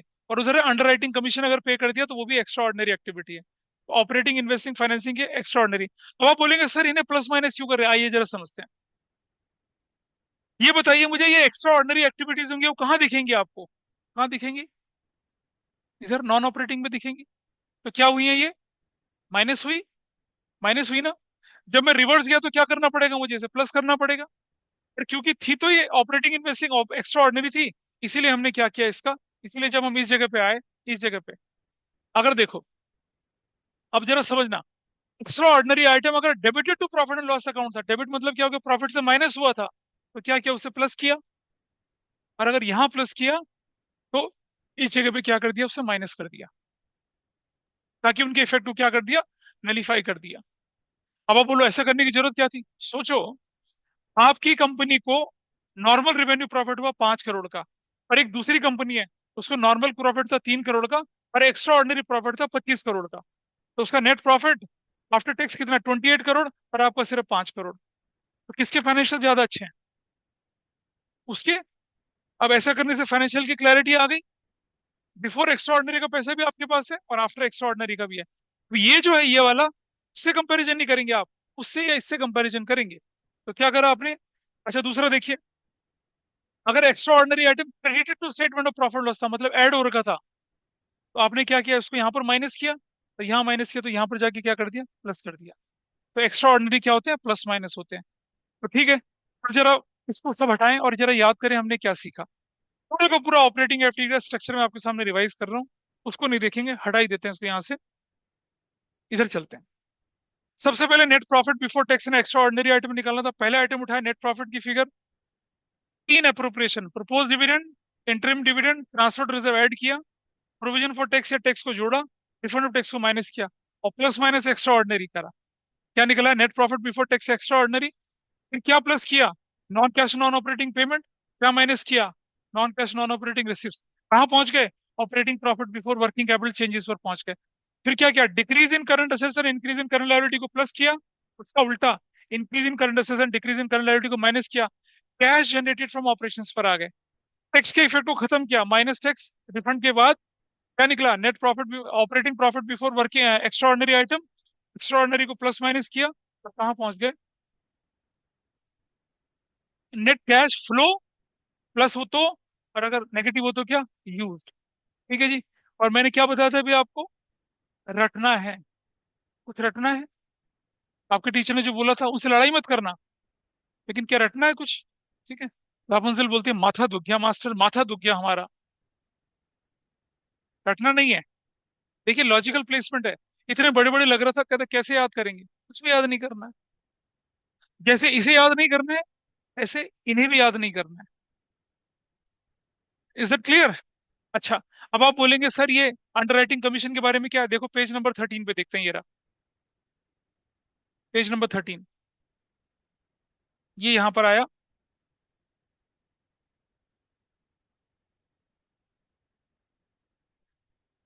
ये रहा page number 13, treatment of share issue expenses. या अंडरराइटिंग कमीशन। इन्हें प्रिलिमिनरी एक्सपेंसेस भी बोला, प्रिलिमिनरी एक्सपेंस तो खैर कंपनी के बनने से पहले होते हैं, इन्हें शेयर इशू एक्सपेंसेस बोला जाता है। अगर क्वेश्चन में सिर्फ लिखा हुआ है कि अंडरराइटिंग कमीशन या शेयर इशू एक्सपेंसेस है, तो फाइनेंसिंग का आउटफ्लो है। सिर्फ एक आइटम दे रखा, फाइनेंसिंग का आउटफ्लो है, उससे ज्यादा कुछ नहीं है। Got it. लेकिन अगर आपके पास लिखा हुआ है क्या, अच्छा हमने एक और बात बताई थी आपको, underwriting commission share issue expenses क्या होते हैं, उन्हें उसी साल statement of profit and loss से राइट ऑफ कर देते हैं जिस साल वो होते हैं। नहीं याद है? डिबेंचर के केस में याद था, शेयर के केस में बताए थे आपको, बैठा था। लेकिन अगर क्वेश्चन में लिखा है कि if they are written off during the current year from the statement of profit and loss, तो फिर तो डबल इफेक्ट आ गया। एक तो ये प्रॉफिट को रिड्यूस करेंगे तो क्या करेंगे, एड बैक करेंगे एक्स्ट्रा ऑर्डिनरी की तरह। दूसरा कहां से माइनस करेंगे, फाइनेंसिंग से माइनस करेंगे। तो अगर ये एडजस्टमेंट की फॉर्म में दे रखा है आपके पास, तो उसमें दो इफेक्ट होगा। एक तो एक्स्ट्रा ऑर्डिनरी की तरह प्लस करेंगे उसको ऊपर net profit before tax extra ordinary में, और माइनस कहां से करेंगे, फाइनेंसिंग से करेंगे। लेकिन अगर ये एडजस्टमेंट की फॉर्म में नहीं, एक छोटी सी इंफॉर्मेशन की फॉर्म में कहीं बैलेंस शीट के अंदर दिख रहा है, ठीक है, कैसे दिख रहा है, प्रीवियस ईयर की बैलेंस शीट, करंट ईयर की बैलेंस शीट, ओपनिंग ईयर में लिख रहा है अंडरराइटिंग कमीशन कितने का, 50,000 का, और यहाँ कुछ नहीं दिख रहा डैश, का मतलब क्या हो गया, पे हो गए। पे हो गए तो क्या कहलाएगा, फाइनेंसिंग का आउटफ्लो। तब हम एक ही जगह दिखाएंगे उसको। और अगर एडजस्टमेंट की फॉर्म में होगा तो क्या करेंगे उसे, पहले एड बैक करेंगे, फिर क्या करेंगे उसे माइनस करेंगे। एड बैक कहाँ से करेंगे, एड बैक किस जगह पे करेंगे उसको, net profit before tax and extra ordinary में एड बैक करेंगे उसको, इस जगह पे, इस जगह पे, यहाँ एक्स्ट्रा ऑर्डिनरी की तरह यहाँ ऐड करेंगे उसको। ठीक है, अगर ये एडजस्टमेंट की फॉर्म है तो we will add it here, extraordinary की तरह ऐड करना उसको। फिर इशू एक्सपेंसेस, प्रीलिमिनरी एक्सपेंसेस बार बार नहीं होते हैं, जब आपका आईपीओ आएगा तभी तो होंगे, उसके अलावा थोड़ी होंगे। तो एक्स्ट्रा ऑर्डिनरी आइटम में फाइनेंसिंग नेचर के यहाँ ऐड करेंगे उसको, और कहाँ से माइनस करेंगे, फाइनेंसिंग से। लेकिन अगर वो एडजस्टमेंट की फॉर्म में नहीं है, वो बैलेंस शीट के अंदर दे रखी है एक आइटम की फॉर्म में, तो उसे फाइनेंसिंग का आउटफ्लो बोलेंगे। ये शेयर इशू एक्सपेंस का वो ट्रीटमेंट था जो हमने यहाँ पर बोला। तो एक्स्ट्रा ऑर्डिनरी आइटम, ये बड़ा पॉपुलर क्वेश्चन है एग्जामिनर का। वाइवा जब आपको होगा क्लास 12 के प्रैक्टिकल एग्जाम अकाउंटेंसी में, वो बोलेंगे फाइनेंसिंग का एक्स्ट्रा ऑर्डिनरी आइटम बताइए, ऑपरेटिंग का एक्स्ट्रा ऑर्डिनरी बताइए, कोई इन्वेस्टिंग का एक्स्ट्रा ऑर्डिनरी बताइए, क्या ट्रीटमेंट है उसका बताइए। ठीक है, ये हमसे नहीं, सबने देख लिया। अब आप बोलेंगे इसके बाद क्या क्या, चैप्टर खत्म हुआ, नहीं चैप्टर खत्म हुआ। अभी क्या होता है कि जब आप लोग विदाउट एडजस्टमेंट्स क्वेश्चन करना पहले मैं सिखाऊंगा आपको, फिर हमारे पास आती है तीन एडजस्टमेंट्स। एक होती है डिप्रिसिएशन की, एक होती है डिविडेंड की, और एक होती है टैक्स की। डिप्रिसिएशन में बचपन से बोलता रहा कि बेटा प्रोविजन फॉर डिप्रिसिएशन का चैप्टर पढ़ लीजिए, पढ़ लीजिए, पढ़ लीजिए, लेकिन नहीं पढ़ा। आज देखिए भर भर के वही आ गया। ये रिटर्न डाउन वैल्यू से है, ये आपके पास दिख रहा है एडजस्टमेंट्स, और ये दिख रहा है प्रोविजन फॉर डिप्रिसिएशन, ये रहा दिख, पूरा भर के है। लेकिन इसकी इंटेंसिटी हायर है, वो 11th वाली इंटेंसिटी नहीं है। मोस्ट ऑफ द क्वेश्चन में 11th वाली इंटेंसिटी दिखेगी, लेकिन कुछ क्वेश्चन ऐसे जिनमें उसकी इंटेंसिटी हायर है, वो मैंने आपके करने के लिए छोड़े हैं। ये देखो, ये आप करेंगे sir, do it your self, ये वाले। तो ये पूरा डिप्रिसिएशन का ट्रीटमेंट चल रहा है आगे। डिप्रिसिएशन के ट्रीटमेंट के बाद ट्रीटमेंट ऑफ टैक्स आएगा। ट्रीटमेंट ऑफ टैक्स करने के बाद फिर हमारे पास क्या आएगा, ट्रीटमेंट ऑफ डिविडेंड आएगा। और सुनो, ट्रीटमेंट ऑफ डिविडेंड करने के बाद हमारा सीबीएसई का सिलेबस पूरा हो जाता है। लेकिन मैं मान के चलता हूँ कि 12th के बाद अब घर नहीं बसाएंगे, आगे पढ़ेंगे, सीयूटी की तैयारी करेंगे। उसके लिए थोड़े और एडजस्टमेंट्स हैं, वो देखिए ये रहे। Adjustments relating to provision for doubtful debt, adjustments relating issue bonus share for capitalising reserves, ये बड़े popular. Adjustments relating to intangible assets, adjustments relating to interest on investments. ठीक है, और कुछ और एडजस्टमेंट्स हैं छोटे मोटे, वो भी हैं आपके पास यहाँ पर। और ये ट्रीटमेंट ऑफ अंडरराइटिंग कमीशन वाले, तो ये सारे के सारे adjustments they are very important from CUT point of view. इस तरह से फिर हमारा चैप्टर खत्म होगा। ठीक है जी। नहीं, ये सीबीएसई का, सीबीएसई में तो पहले चैप्टर से नहीं है ये, लेकिन पढ़ लेंगे दिख जाए तो, है ना। वैसे matter of prudence, anticipate no profit provide for the losses, ऐसा हम लेके चलेंगे। तो आज की क्लास में ऑपरेटिंग का स्ट्रक्चर समझ में आया। अब जब अगली क्लास में हम ऑपरेटिंग के क्वेश्चंस करेंगे तो you will have a cake walk, बहुत आसान लगेगा। तो ये मैं क्लास ग्रुप पे शायद अभी डाल दूंगा, तो घर जाके एक बार से खोल के पढ़ना, ऑपरेटिंग इन्वेस्टिंग फाइनेंसिंग एक्टिविटी पढ़ना और इसको पढ़ना। अगली क्लास से हमारा प्रैक्टिकल ये हो जाएगा। और फिर से कंबाइन क्लास में प्लान कर रहा हूँ संडे की। हाँ, वो देख लेंगे, कल मैसेज।